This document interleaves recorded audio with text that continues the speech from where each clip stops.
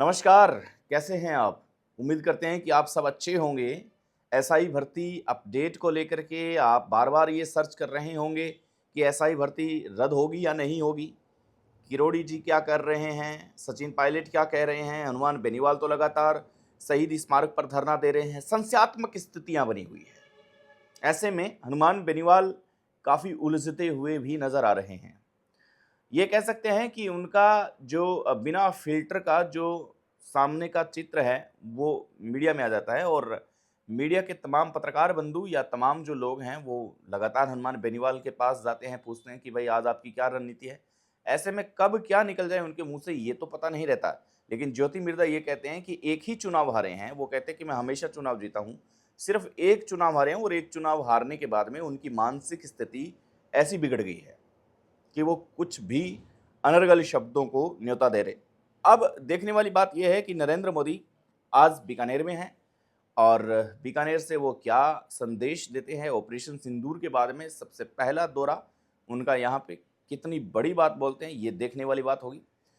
अब एसआई भर्ती की जो ये चल रही है, अब अधिकारी हो, सीएम हो, डिप्टी सीएम हो, मंत्री हो, एमएलएज़ हों, भारतीय जनता पार्टी का अच्छा खासा कुनबा है, जो नरेंद्र मोदी के आवभगत में लगा हुआ है।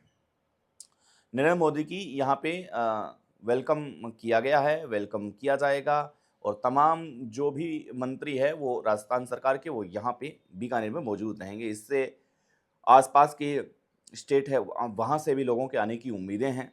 तो ऐसे में आज का दिन है, कल निर्णय शायद आने वाला है कि सरकार क्या करना चाहती है। अब सरकार कह रही है कोर्ट से कि कोर्ट करे और कोर्ट कह रहा है कि सरकार करे। अब पेचीदा जो पेच है वो फँसा हुआ है।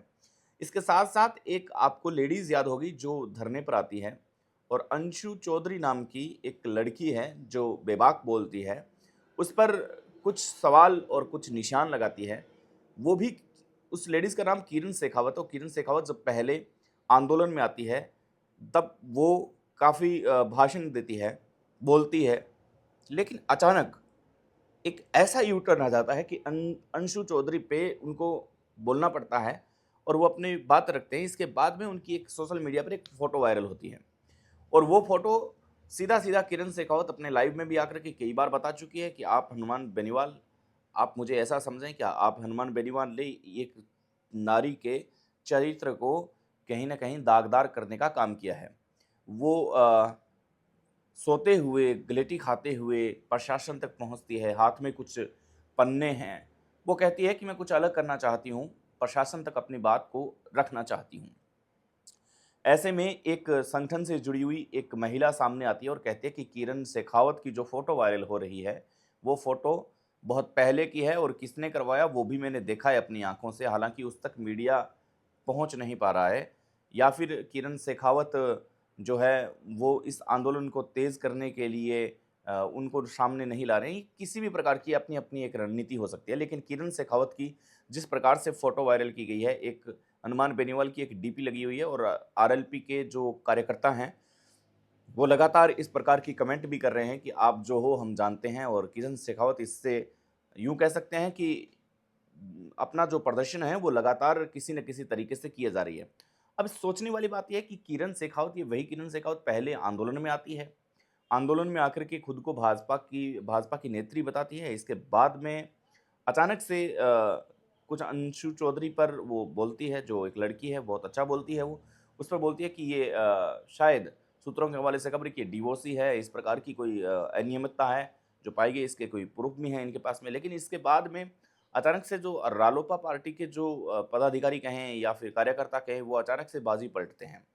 और एक पुरानी फ़ोटो जो किरण शेखावत की 8 साल पहले कहीं एक समय में वायरल हुई थी, उस फ़ोटो को लाकर के इनको हैशटैग करके इनको एट द रेट करके और लगातार वायरल करने की कोशिश करते हैं।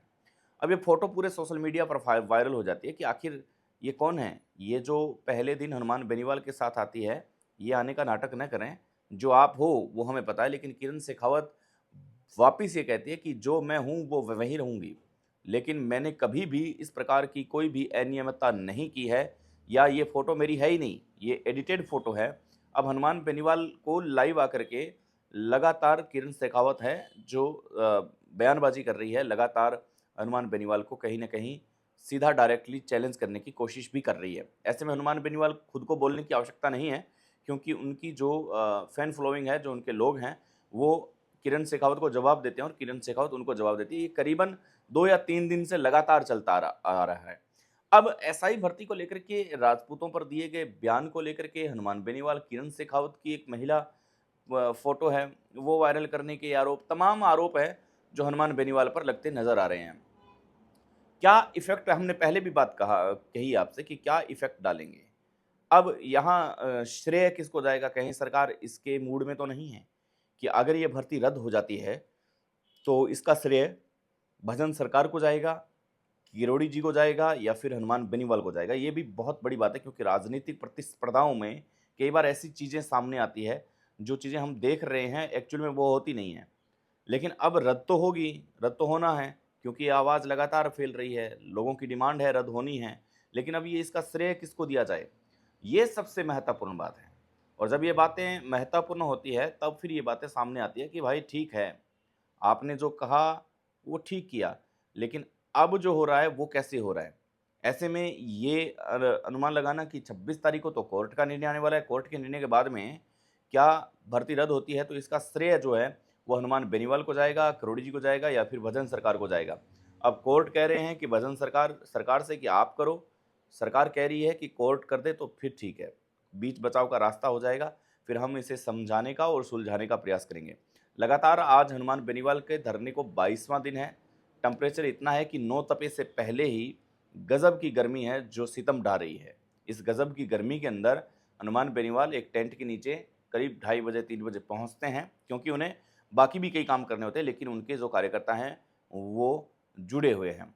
अब आज हम बीकानेर नरेंद्र मोदी प्रधानमंत्री का दौरा है, हीट वेव का भी अलर्ट किया गया है, लेकिन हीट वेव में लगातार लोग हैं वो अपने घरों से निकल रहे हैं, बाहर आ रहे हैं।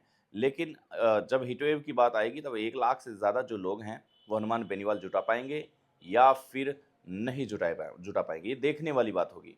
बने रहेंगे आज नरेंद्र मोदी क्या बोलते हैं ऑपरेशन सिंदूर के बाद में, इसके पे आप बने रहेंगे। नमस्कार, जय हिंद।